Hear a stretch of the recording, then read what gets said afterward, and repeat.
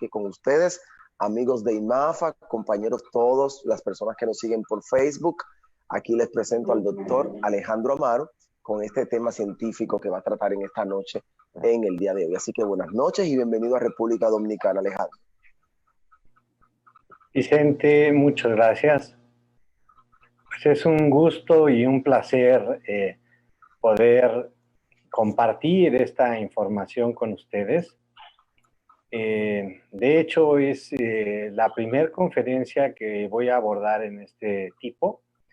Estamos iniciando, formalizando el Global Action for Research Integrity in Parental Alienation. Estamos formalizándolo a través de notario público. Ya tenemos el derecho del nombre internacional a través de la Secretaría de Relaciones Exteriores de México. Y a partir de la declaración de este grupo de acción, de este movimiento, pues contamos ya con la presencia del doctor William Bernet como presidente del capítulo de habla inglesa del Global Action for Research Integrity in Parental Alienation. Entonces, estamos iniciando este grupo con mucha fuerza porque creemos que le va a tener claridad al tema. Sobre todo eso es lo que deseamos, que el tema se vuelva transparente, se vuelva claro, que nos dé certeza a hablar del tema y que la información que ha circundado alrededor de pues si no es correcta, ir tamizando, ir filtrando esta información para que sobre todo los niños que se ven afectados en los procesos de separación y divorcio conflictivos, pues puedan ser apoyados a través de estrategias de intervención psicoeducativas y esto que llamamos alienación parental no se presente. Pues bueno, lo primero del tema es hablar y preguntarnos qué es la integridad científica. Y pues bueno, a partir de la Declaración de Integridad Científica que emitió la Cátedra UNESCO de Bioética y el Observatorio de Bioética, pues señalan que es una nueva concepción que toma la ciencia y tiene múltiples perspectivas, que es gobernanza, es decir, transparencia en las acciones de ciencia y gobierno, educación basada en la ciencia, es decir, que toda la sociedad pueda entender los principios elementales de la ciencia, una ética científica, lo que le llaman también open access, es decir, que toda la investigación científica pueda estar a disposición de la sociedad y de la comunidad científica internacional, cosa que a la fecha, pues bueno, tiene sus limitaciones con lo costoso que puede ser el adquirir un solo artículo. Incluye la perspectiva de género desde la ciencia, es decir, el empoderamiento de la mujer en la ciencia y todo lo que la mujer puede traer de bueno desde su perspectiva de género en la ciencia, así como un involucramiento de la sociedad. Es decir, la ciencia no tiene que, la actividad científica no tiene que estar alejada de la sociedad. Se constituye como una nueva reflexión bioética, es decir, es una renovación de la bioética, incluye buenas o mejores prácticas según sea la traducción, nace como un principio de la ética contrapuesto a una persistencia que ha habido sobre fraude científico y otras malas prácticas, y asume un significado propio, es decir, con toda esta cosmovisión nueva de la ciencia, se pretende que se renueve ella misma. Tiene distintas vertientes de estudio, desde una integridad científica con perspectiva etimológica, conceptual y funcional u operativa. Es decir, ya en la práctica de la investigación, qué es una buena práctica y qué deja de serlo. La importancia de la integridad científica, pues bueno, la podemos resumir en esta lámina, que es una cita de la declaración de la Cátedra UNESCO, ¿no? Dice: las malas prácticas científicas no son un crimen sin víctimas e impactan negativamente en investigadores, participantes de investigación, instituciones, áreas de investigación, en el financiamiento y consecuentemente terminan afectando a toda la sociedad. Entonces es fundamental iniciar a hablar sobre integridad científica.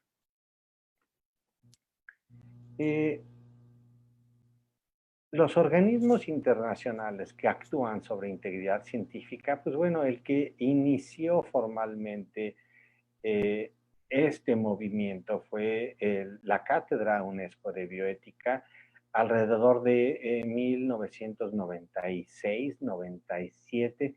Se formaliza en la Universidad de Barcelona.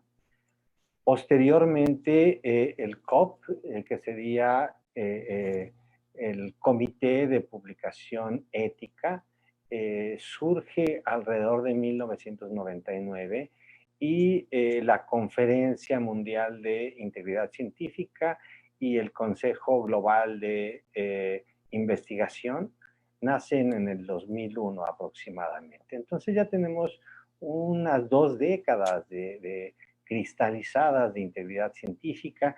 Todos estos organismos internacionales han emitido lineamientos, han emitido documentos, declaraciones, y los más importantes son estos. Por parte de la Cátedra UNESCO, ya hemos visto las primeras diapositivas, son producto de este libro que encontramos en 4 idiomas, que es la Declaración sobre Integridad Científica en Investigación e Innovación Responsable. También tenemos la Declaración de Principios sobre la Integridad Científica, la Declaración de Singapur sobre Integridad Científica y las prácticas centrales o las core practices. Entonces son los documentos que al momento sintetizan la importancia de la integridad científica en todos los terrenos de la ciencia. ¿Qué efectos tiene la falta de integridad científica? Y pues bueno, en investigadores se ha visto que hay un doble efecto. Inicialmente, los investigadores que denuncian malas prácticas científicas son rechazados por su comunidad, pero posteriormente ocurre un fenómeno de boomerang. Las personas que incurrieron en el fraude científico por malas prácticas científicas, en algunas ocasiones, dependiendo de la gravedad de las faltas, pues pueden llegar a ser hasta inhabilitados. Los participantes de investigación y la sociedad pues pueden tener nefastas consecuencias al recibir tratamientos basados en datos falsos. Las instituciones pues indudablemente se ven manchadas en su credibilidad y finalmente la sociedad inicia un proceso de desconfianza hacia lo que es la actividad científica. Entonces la empieza a ver con malos ojos. Un ejemplo que sin duda en este tiempo de la pandemia, del COVID, pues toca fibras sensibles, es la publicación de Andrew Wakefield, un médico gastroenterólogo, investigador londinense, que publicó en 1998 en la prestigiada revista Lancet este artículo, donde a través de un conflicto de interés intenta relacionar una vacuna triple viral con trastornos del espectro autista, ¿no? Entonces, el problema que había ahí es que había un conflicto de interés. Él estaba siendo beneficiado por un laboratorio dueño de otra vacuna que estaba por salir, de 5 componentes virales. Y cuando sale a la luz este artículo con datos erróneos, con datos fabricados, con datos falsos, la sociedad reacciona con un temor muy grande, pensando en que las vacunas podían ser las responsables del autismo en sus hijos, ¿no? Entonces, 21 años después, la Organización Mundial de la Salud señala que dentro de las 10 principales amenazas a la salud que hay en el mundo, pues la renuencia hacia vacunar es una de las prioridades, ¿no? Por el impacto que está teniendo en la salud pública del mundo. Entonces, pues digo, finalmente vemos en este tiempo donde se señala la esperanza en frenar este fenómeno pandémico del COVID en las vacunas, que hay muchas dudas. Es decir, la falta de integridad científica de hace 20 años está trastocando la confianza de la sociedad en la ciencia con las vacunas, ¿no? Entonces, se especulan mil cosas que aquí no vamos a tratar, pero es uno de los ejemplos sobre integridad científica. Finalmente, Lancet se retractó de este artículo. Andrew Whitfield perdió su licencia para ejercer la medicina en Reino Unido y hubo consecuencias importantes. El resto de los autores, en su mayoría, se retractaron del artículo, aceptaron que no tenían conocimiento exacto de lo que se estaba escribiendo, es decir, no tuvieron a la labor de revisar bien todo el proceso de la investigación. Y pues bueno, el resto es historia. De hecho, acaba de salir un libro maravilloso que se llama El médico que engañó al mundo, refiriéndose a este autor, Andrew Wakefield. De los organismos internacionales que señalé en un inicio, hay un organismo que se llama el reloj de la retracción o Retraction Watch, que ha hecho una labor muy importante. Está visibilizando y está apoyando a los distintos investigadores en integridad científica que solicitan a los editores la retracción de obras donde identifican que hay deficiencias metodológicas o construcción y fabricación de datos. Entonces, en esta liga que aparece en la parte de abajo de la diapositiva, se señala esto, ¿no? Que el conglomerado de revistas Springer retiró 107 artículos porque no se dio debidamente la revisión por pares. Algunos de ellos de la revista Tumor Biology. Por lo tanto, una de las consecuencias fue que Springer cerró su contrato económico con la revista Tumor Biology y a la fecha esta firma, este conglomerado de revistas centradas en Springer, han retractado más de 400 artículos. Entonces, vemos que sí hay consecuencias. De Retraction Watch también la semana pasada leí que se le retiró el doctorado en neurociencias a una persona que había falseado 90 artículos, no, información en 90 artículos, todos ellos ya los editores han retractado estos artículos, es decir, los han marcado como artículos con información falsa y sacado de el índice de estas revistas. Entonces, hay toda una labor que hacer por transparentar la ciencia y eso es la integridad científica. ¿Qué ocurre en alienación parental? Pues lo que nos dimos cuenta es que en alienación parental no se ha tratado con la suficiente seriedad la integridad científica. Y en habla inglesa, en habla hispana y seguramente en otros idiomas, ya es una gran cantidad de información que circula sobre este tema que no es precisamente cierta. Y pues bueno, primero veamos, ¿no? ¿Cuál es la historia de la alienación parental? Entonces, lo que se conoce con mayor divulgación es que Richard Alan Gardner en 1985 describió un fenómeno que él se percató que ocurría inicialmente en las demandas de divorcio conflictivo cuando había un rechazo injustificado.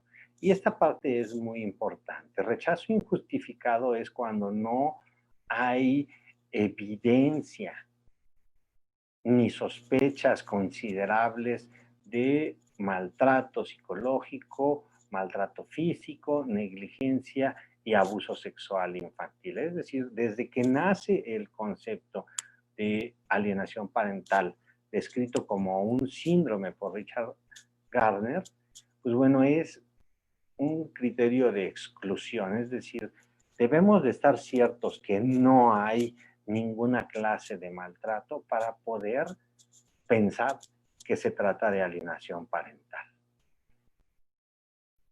Una parte interesante que debemos de reconocerle a Richard Gardner es que se adelantó 4 años a la Convención sobre los Derechos de los Niños, ya que él procura el derecho de los hijos a vivir con su familia extensa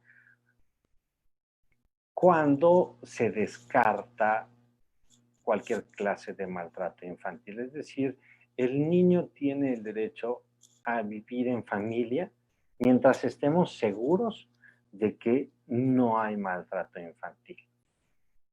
Lo identificó la alienación parental como un tipo de violencia y algo importante es que él recomendó el cambio de custodia solamente cuando los intentos terapéuticos y todos los intentos de los juzgados fracasaran. Es decir, era el último recurso, no el primer recurso.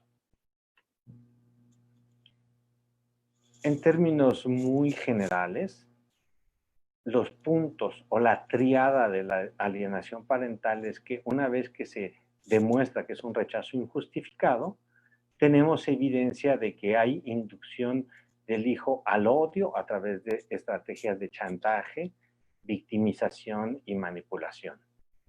Que hay una denuncia de malos tratos sin fundamento y prueba por parte del padre que tiene la custodia y observamos que hay estrategias para la obstrucción del vínculo padre-madre-hijo. Es decir, también pueden haber padres que se empecinan por alejar a los hijos de sus madres. Es decir, no se trata de un problema de género, ¿no? Tanto padres como madres pueden incidir, afectar a sus hijos a través de estas estrategias. Y lo que vemos, ¿no? O sea, diversas fuentes, tanto en habla inglesa como en habla hispana, señalan que Richard Gardner y su teoría fueron creadas para encubrir a padres pedófilos, a padres pederastas. Por esa razón, antes de continuar yo mis estudios doctorales, antes de seguir con los protocolos de investigación que desarrollamos, me di a la labor de conseguir estos libros, porque los artículos que están disponibles en internet de Richard Gardner, pues bueno, no se observa que haya ningún dato sobre que su teoría sea para encubrir pederastas. Sin embargo, algunas fuentes señalan que en estos libros, en litigios de custodia infantil, una guía para padres y profesionales de la salud mental, o en histeria de abuso sexual, las historias de Salem, o en falsas y verdaderas acusaciones de abuso sexual infantil. En estos 3 libros, pues bueno, hay diversas fuentes de información que señalan citas donde Gardner hacía una defensa, una apología al abuso sexual infantil. Entonces, conseguir los libros originales fue difícil conseguirlos porque ya hay pocos ejemplares, porque simple y sencillamente están ya agotados prácticamente y los conseguí usados. Ya uno es de 1986, del 91 y del 92. Entonces, afortunadamente los pude conseguir. Y en México tenemos este libro que se llama Utilización de hijos e hijas en el conflicto parental y la violación de los derechos del supuesto síndrome de alienación parental, editado por la Suprema Corte de Justicia de la Nación de México del 2014. Ahí la autora señala, cita, entre comillas, que Richard Gardner en la página 93 de este libro, del libro de custodios, de litigios de custodia infantil, dice, los niños son naturalmente sexuales y inician encuentros sexuales seduciendo a un adulto. Entonces, yo lo que hice fue tomar el libro original, ir a las fuentes originales y no nada más revisé esa página, revisé completos los libros, hice una revisión a fondo de los textos originales y pues me encontré lo siguiente. Dice, la realidad es que algunos niños inician el encuentro sexual, aunque son relativamente pocos, existen. Como se mencionó, esto no es una excusa para que un adulto se involucre. En consecuencia, no es una defensa justificable. Un niño puede a un adulto pedirle que le dé una pistola cargada. Esto no puede usarse como una excusa para justificar que el adulto le dé al niño un arma cargada. Y esto no en la página 93, como lo señaló Analía Castañer, sino está en la página 94. Entonces, hay una imprecisión terrible, hay una descontextualización del párrafo y incluso por muy bondadosos que seamos con la traducción, pues en absoluto es el sentido que Richard Gardner le dio a su escrito. De los 3 libros de Richard Gardner donde radica esta polémica, al revisarlos a fondo me encontré que hay deformación, mutilación y modificación de los textos originales que, de acuerdo al artículo 6º bis del convenio de Berna de la Organización Mundial de la Propiedad Intelectual, de la OMPI, causan perjuicio al honor y reputación del autor, pues se le acusa infundadamente de que el concepto del síndrome de alienación parental es falaz y tiene la finalidad de encubrir pedófilos. Digo, Richard Gardner falleció en el 2003, entonces textos como este han proliferado tanto en inglés como en español. Y pues bueno, ¿qué encontré yo? Hacer un estudio de integridad científica en el libro de Analía Castañeda. Pues bueno, me fui a fondo en este libro y encontré que contiene 8 referencias bibliográficas con plagio mayor de Wikipedia en el borrador del capítulo 4, que es el que se observa aquí en la imagen, en la portada de ese artículo que se utiliza en un curso de la Suprema Corte. Esos marcadores que están ahí de plagio, que le llaman en Wikipedia placeholders, fueron eliminados intencionalmente para la versión final del libro, pues con la intención de simular que se consultaron fuentes originales. Aquí en esta lámina pues bueno, ilustro como marco con amarillo del texto del borrador del libro.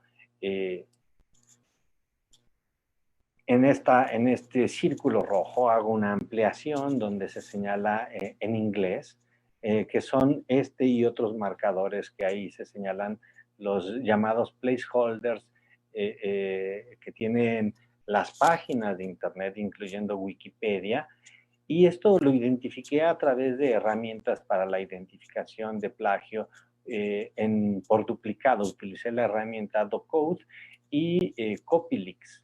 Entonces, en ambas herramientas encontré esto, lo que se me hace pues gravísimo, porque libros editados por el máximo órgano de justicia de la nación de mi país, de México, pues bueno, fueron un copy-paste de un sitio de internet donde pues quienes contribuyen no son expertos en el tema, ¿no? Y fui más allá. Es famoso este sitio de internet que es el Leadership Council on Child Abuse and Interpersonal Violence, cuya liga se encuentra ahí, y en una de sus páginas señala una revisión de las opiniones de Richard Gardner sobre pedofilia y abuso sexual infantil. Entonces, ahí hay 36 citas donde señalan que Richard Gardner en estas obras justificaba la pedofilia. Me fui cita por cita buscando páginas, y lo que encontré fue algo muy similar a lo del libro de la Suprema Corte de Analía Castañeda. Es decir, hay deformación, mutilación y falsificación de las fuentes originales. Entonces, violatorios al artículo 6 bis del convenio de Berna de la OMPI. Entonces, son situaciones muy claras de que la intención de modificar la obra original y publicarla en sitios de internet o en otros libros, pues no es buena de fondo.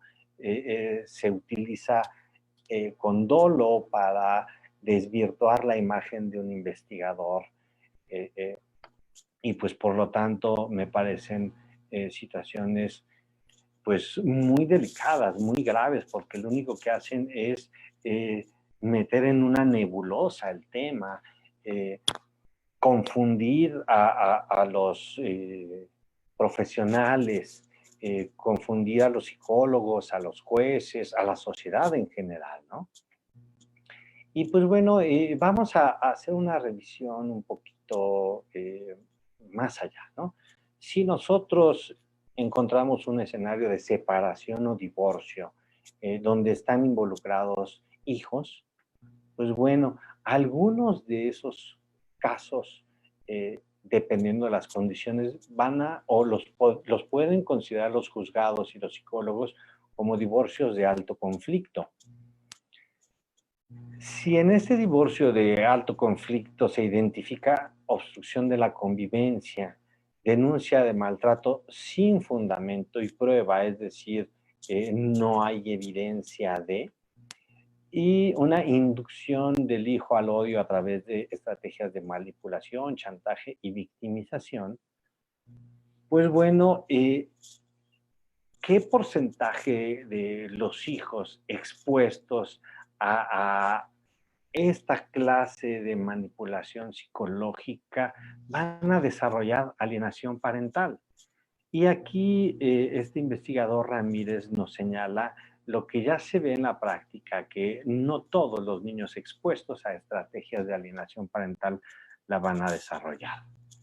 Del 100% de los hijos expuestos a divorcios de alto conflicto, donde se ha demostrado que no hay prueba de maltrato infantil de ningún tipo, y sí una obstrucción de la convivencia, y sí una manipulación, inducción al odio, pues las investigaciones más serias han señalado que el 25% de estos niños desarrollarán alienación parental.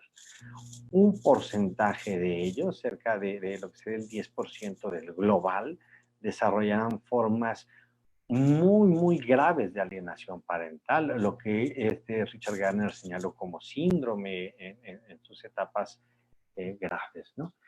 ¿Qué le ocurre al otro 75%? Pues bueno, son niños que les llaman algunos autores niños colchón, es decir, escuchan la versión de un papá, escuchan la versión del otro papá, no se dejan influir mucho por ellos, conservan en mayor o en menor medida el vínculo o la imagen del otro padre, o el rechazo puede ser no completo. Entonces, y pues bueno, ¿qué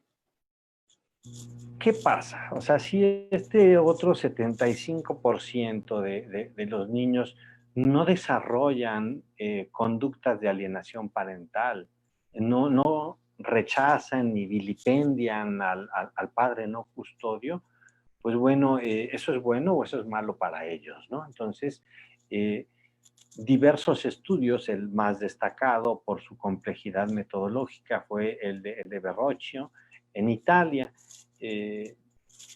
publicado en el 2016, y él señala algo muy interesante. Él aplicó en adultos en cuya infancia habían experimentado conductas de alienación parental, conductas alienantes por parte de sus padres cuando se separaron o divorciaron, y aplicaron una escala para medir conductas alienantes, una escala de maltrato psicológico, una escala para lo que es depresión y otra escala para ansiedad, rasgo y estado. Lo que encontraron fue que en todos los casos se correlaciona la exposición a conductas alienantes, maltrato psicológico, depresión y ansiedad como rasgo y estado. Independiente, porque además también midieron el estilo de crianza. Y la hipótesis de ellos era, bueno, si el estilo de crianza del padre alienador es de cuidado, impacta menos que si es de sobreprotección, en ambos casos teniendo conductas alienantes. Y lo que se vio es que no hay diferencias significativas, es decir, correlacionan exactamente igual en maltrato psicológico y ligeramente menos en depresión y en ansiedad, rasgo y estado. Es decir, finalmente eh, el chantaje, la victimización y la manipulación, cuando no hay un por qué se retiren estos hijos, se obstruya la convivencia, se dé una interferencia parental, afecta en la etapa adulta a estos hijos.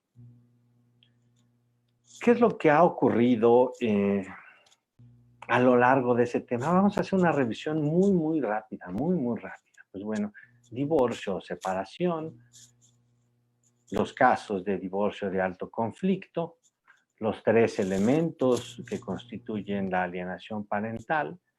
Y pues bueno, Richard Gardner no fue el primero en describirlo. Parte de los eminentes investigadores de la escuela de Palo Alto lo describieron como lealtades invisibles ya en 1973. También Wallerstein y Kelly en el 76 lo describieron como niños rechazadores. Luego en el 85 con esta línea ilustramos que Richard Gardner le puso el nombre de síndrome, pero después Selvini y otros autores de la escuela también de familiar o sistémica de Palo Alto lo llamaron juegos familiares. Turcat lo llamó interferencia en las visitas. También Turcat propone el concepto de síndrome de madre maliciosa con algunas pequeñas diferencias con lo que sería el padre o madre alienador. Jacobs lo llamó síndrome de Medea en el 98. Resistencias a las visitas lo llamó así Stoltz y Ney. Complejo de Medea, Adam de Polis lo denominó así en el 2003. síndrome de la madre amenazada, también Klass, los investigadores hermanos Klass, polarización parental también es otro de los nombres que ha recibido, falsas denuncias de abuso sexual infantil, se ven incluidas a veces en los juicios y está inmersa también en el tema de la alienación parental. Walters también lo llamó dinámicas de rechazo y resistencia a las visitas, ¿no? Entonces, vemos que las descripciones que se le han dado no nada más es síndrome o alienación parental. Sin embargo, alienación parental es el término que mayor aceptación ha tenido en los diversos investigadores, sean de la concepción psiquiátrica o social psicológica o legal. Entonces, pues bueno, es el término que más se ha utilizado, es alienación parental sin la palabra síndrome. Y el doctor William Bernet tiene una propuesta de trastorno de alienación parental muy bien estructurada. Ahora, ¿qué ocurre? ¿No? Vemos que la literatura, pues en realidad es abundante en habla inglesa, son miles de publicaciones las que encontramos. En la Universidad de Vanderbilt hay un reservorio de publicaciones que ha ido incluyendo el doctor William Bernet, donde ve que estas investigaciones tienen bastante calidad o fueron hechas en revistas revisadas por pares, ¿no? O indexadas. Del divorcio de alto conflicto, pues veíamos la triada ya mencionada. Y, pues bueno, ¿cómo reaccionan los juzgados? Pues los juzgados, al no tener certidumbre de qué es lo que está ocurriendo, y uno de los padres alega alguna forma de maltrato o todas las formas de maltrato, y el otro de los padres alega alienación parental o que simple y sencillamente él tiene una buena relación o la tenía antes de la separación o el divorcio y que algo está ocurriendo ahí que pues él no es un padre o madre maltratador. Entonces los juzgados ordenan una evaluación pericial. Si se comprueba que hay una manipulación, que hay una interferencia parental, pues bueno, se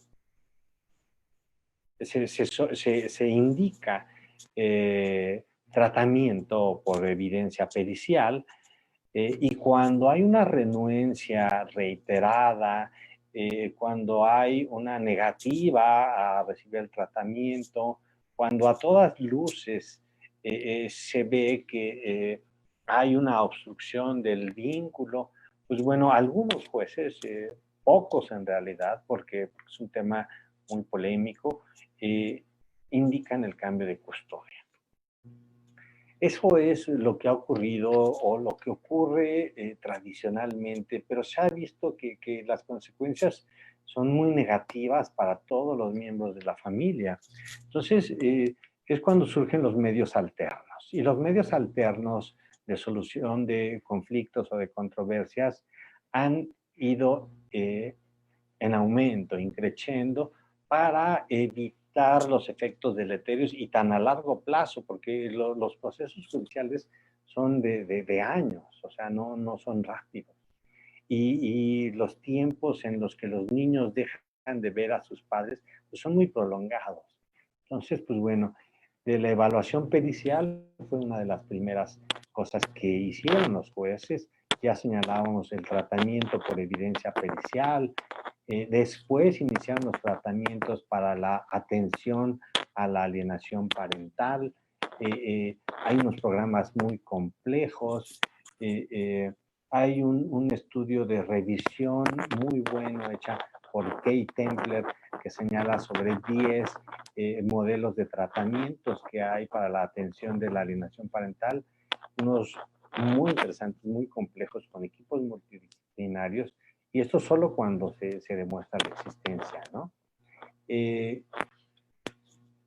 También la experiencia fue que el cambio de custodia era muy dramático y empezaron a diseñar terapia de revinculación, es decir, procesos mediante los cuales de forma progresiva se favorecía el reencuentro entre los padres y el hijo separado, ¿no? Pero se dieron cuenta que aún así esto pues ya era demasiado tarde, o sea, después de años en los que la conflictiva judicial progresaba, y han habido casos hasta muy lamentables en los que, pues bueno, hasta suicidio ha habido. Entonces, llegar tan lejos nunca, nunca, nunca en el tema ha sido la apuesta, ¿no? Entonces, la mediación fue uno de los aspectos que inmediatamente empezaron a surgir, es decir, el proceso judicial por sí es un proceso lento, es un proceso mm, adversarial, es decir, alguien debe tener la razón y si no es uno es el otro, ¿no? Entonces, donde se confrontan las partes. Entonces, se vio que el sistema tradicional judicial no abonaba mucho y empezaron estos procesos de mediación. Se capacitaron profesionales de la psicología, del derecho, del trabajo social para establecer mecanismos en los cuales se llevara a los padres a conciliar una vez que dejaran sus rencillas de lado y sin la intervención de los abogados litigantes. Al ponerse de acuerdo se podía eso llevar al juzgado y elevar a un acuerdo, ¿no? Entonces, eso se vio que despresurizaba muchos juicios, que hacía que las familias en corto tiempo dejaran la conflictiva de lado. Entonces, la mediación empezó a ganar mucha popularidad en algunos países, en algunos estados, en algunas municipalidades, dependiendo de la estructura de cada país. Pero aún así se dieron cuenta que había algunos casos que con la mediación tampoco prosperaban. Entonces surge también lo que es la función del coordinador de parentalidad. Y el coordinador de parentalidad es una de las figuras que más están previniendo el divorcio de alto conflicto y sus efectos deletéreos. Es decir, rápidamente lo que es las custodias, ya sean monoparentales o compartidas, hacen que la familia logre recuperar un equilibrio a través de la psicoeducación, a través del asesoramiento, a través de procesos de flexibilidad. Y una de las ventajas es que también que cuando el coordinador de parentalidad puede ir a los escenarios reales, es decir, al punto de encuentro, puede ir a la escuela, puede ir a las actividades extracurriculares, puede ir al parque, es decir, puede entrar al domicilio de ambos padres para cerciorarse de que las condiciones son las ideales para los niños. Y todo esto con base al interés superior del niño, al principio del interés superior del niño, ¿no? Entonces, esta figura, cuando ve que alguna situación está yéndose de las manos, pues bueno, notifica al juzgado y el juzgado con un poco más de autoridad puede hacer recomendaciones mismas que el coordinador de parentalidad puede checar, ¿no? Entonces, se ha visto que en los sistemas judiciales, eh, eh, como en algunas regiones de Canadá, eh, eh, la implementación de la coordinación de parentalidad, que además viene con toda un soporte, legal, es decir, deben de haber artículos en las leyes familiares, en las leyes civiles que lo sustenten, les presuriza cerca del 90% de los divorcios de conflicto que hay en los juzgados, es decir, viene a solucionar una gran parte de la problemática. Y finalmente también un tema de última mano es terapia para el padre alienador cuando se dio un cambio de custodia y una terapia de revinculación para el padre alienador. Lo que se vio que llegaba a ocurrir es que cuando se daba el cambio de custodia y se dejaba con el padre que no había incurrido en malas conductas, pues bueno, se olvidaban del padre alienador porque pensaban que esto no podía ser revertido. Y se veían algunos casos que cuando se incluía nuevamente en, en, en el círculo de la familia del niño, reincidía en conductas de alienación parental.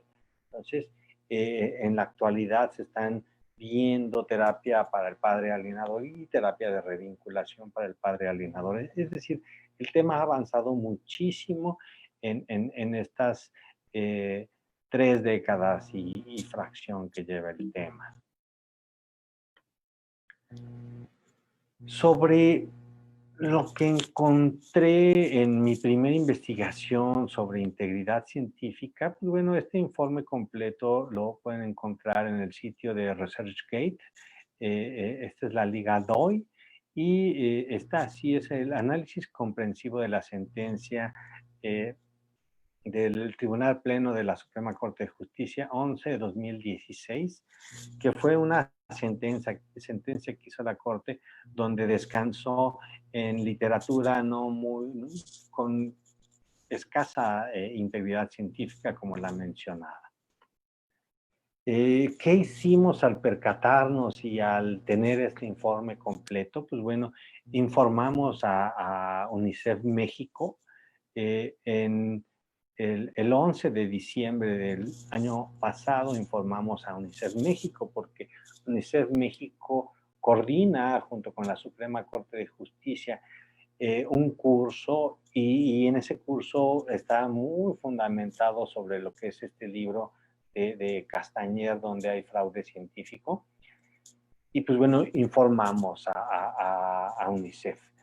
También dirigimos una carta al editor, al presidente de la Suprema Corte de Justicia de México. Eso lo hicimos el 21 de febrero de este año. Y lo que vimos es que no tuvimos respuesta. Es decir, simplemente estas autoridades dejaron pasar el tema. No sé si se quedó archivado. No, simple y sencillamente no hubo una respuesta.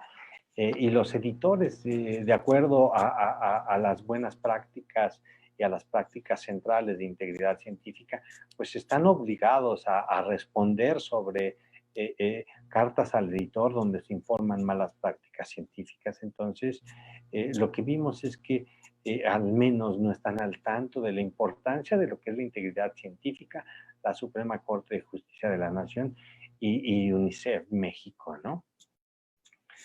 Y esto es lo que señalábamos, ¿no? Desde el 2013, la Suprema Corte, UNICEF y ODI, pues bueno, que es un organismo para los derechos de la infancia, es una asociación civil que recibe fondos del gobierno mexicano y de UNICEF y de otros organismos, pues bueno, dirigen estos cursos donde se encuentra este fraude científico y además fueron diseñados también por la misma persona, ¿no? Entonces, pues bueno, definitivamente hemos revisado este material y está completamente sesgado el tema de la alienación parental.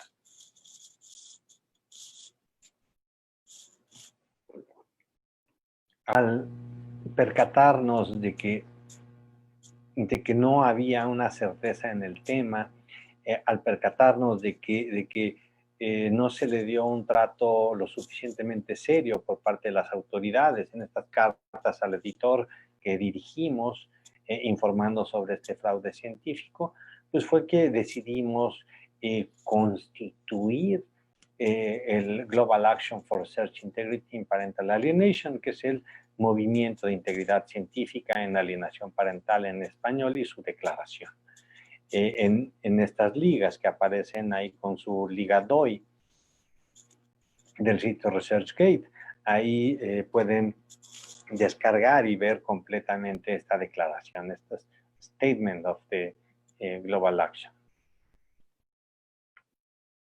Y refiriéndonos a lo que contiene esta declaración, pues bueno, citamos, nos centramos en los puntos fuertes de los otros organismos internacionales de integridad científica, ¿no? Entonces, de la Declaración sobre Integridad Científica de la Cátedra UNESCO, pues bueno, ahí se señala en este documento que la integridad científica constituye una línea de investigación preferente que se ha convertido en elementos estructurales de las políticas y agendas de la investigación internacional.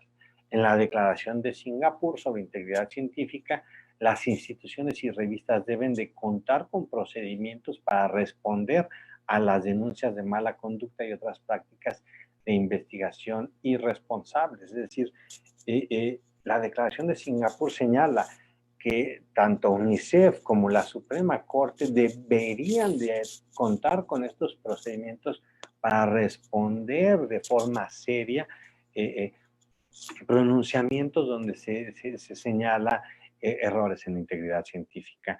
Y la Declaración de Principios para la Integridad de la Investigación señala que las instituciones tienen la obligación de asegurar que la investigación que apoyan se realiza de acuerdo a los estándares más altos posibles. Entonces, teniendo como cimiento de la declaración del movimiento de integridad científica en la alienación parental, pues bueno, fue que entonces ahí señalamos a nuestros ojos cuáles son las consecuencias del fraude científico en alienación parental y solamente las vamos a enunciar.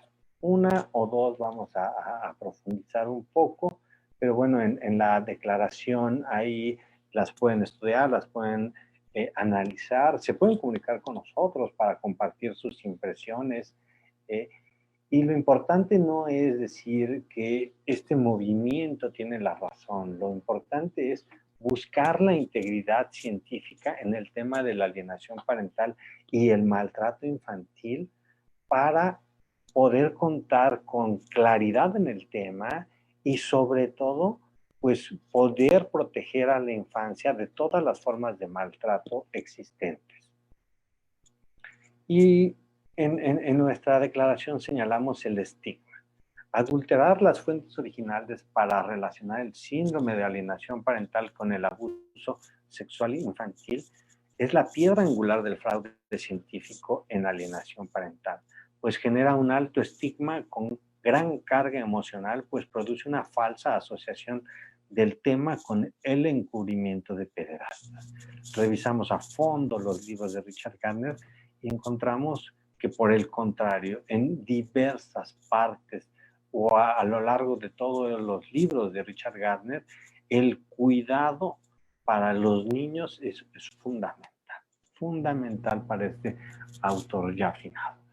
Otro de los aspectos que encontramos es que se han producido y se están produciendo cada vez más campañas de desinformación, similar a lo que fue descrito como el síndrome de Uplavicit.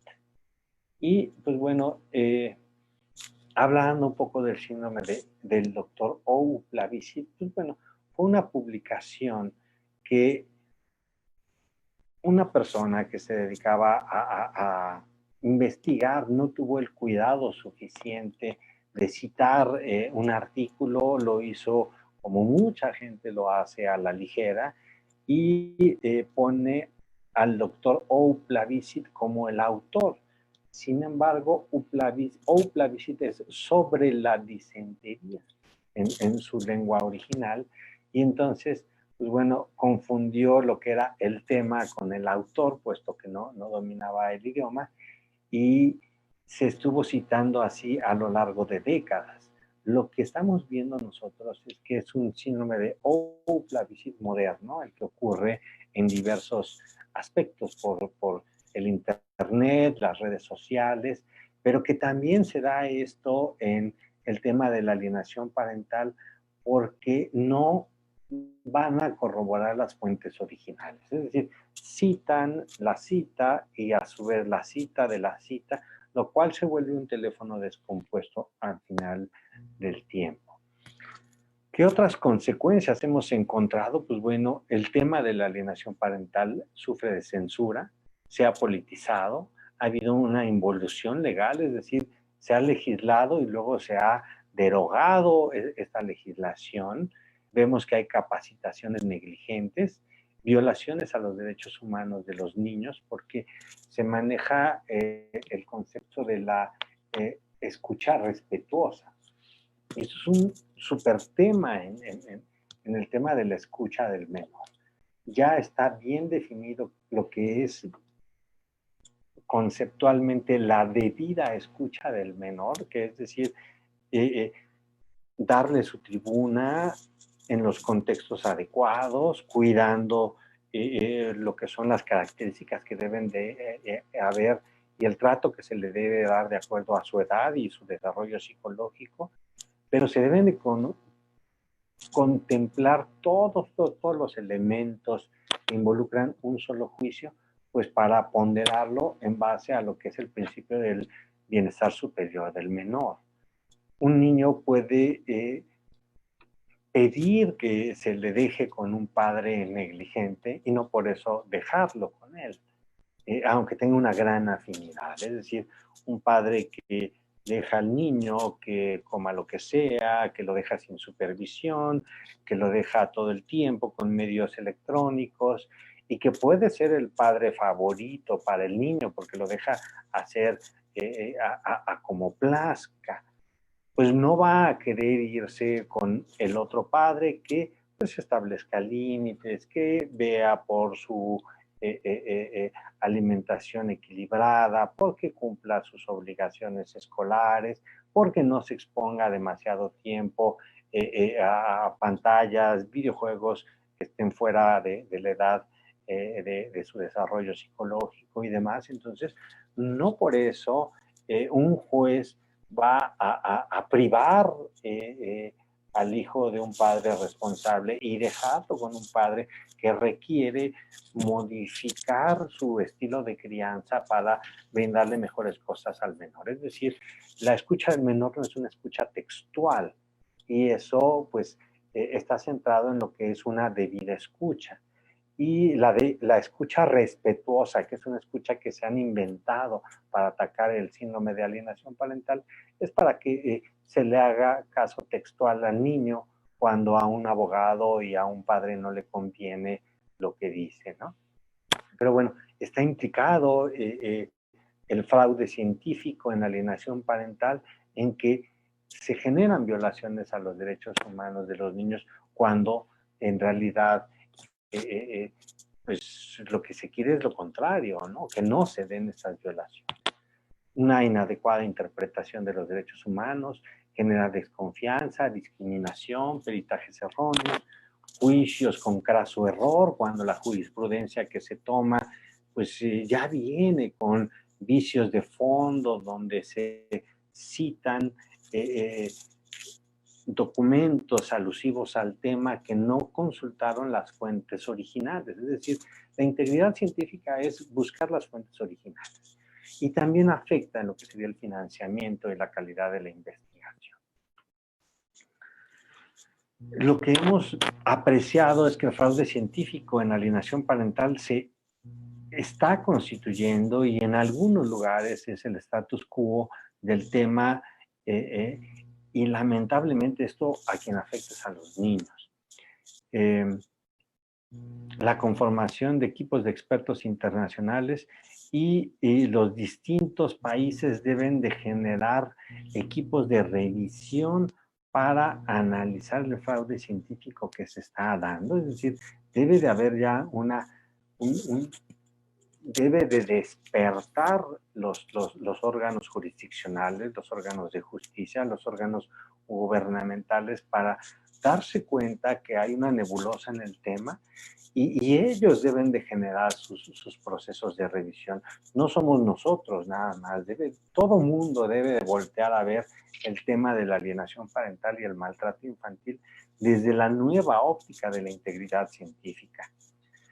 ¿Y qué se tiene que hacer? Pues investigar y desarrollar estrategias para disminuir el efecto negativo que han tenido estas publicaciones. Se deben de generar políticas nacionales en integridad científica dentro de los sistemas judiciales, es decir, los organismos que en un inicio mencioné sobre integridad científica, que llaman muy avanzados, eso demandan ellos en las instituciones de ciencia. ¿Qué necesitamos? Que para hablar de integridad científica, los órganos judiciales también adopten estas declaraciones, estos lineamientos en integridad científica que en todos los campos del conocimiento están permeando. Y fundamentalmente se deben desarrollar mecanismos de protección integral y progresiva para la infancia. Entonces, pues bueno, esto es lo que les estamos presentando, la parte de la información que viene en la declaración del movimiento de integridad científica en alienación parental, del Global Action for Research Integrity in Parental Alienation, el nacimiento que estamos teniendo como grupo de investigadores responsables, y pues espero que dejarles a la mano esta información, que esta charla pueda ser de beneficio y sobre todo pues que podamos seguir investigando en beneficio de la infancia.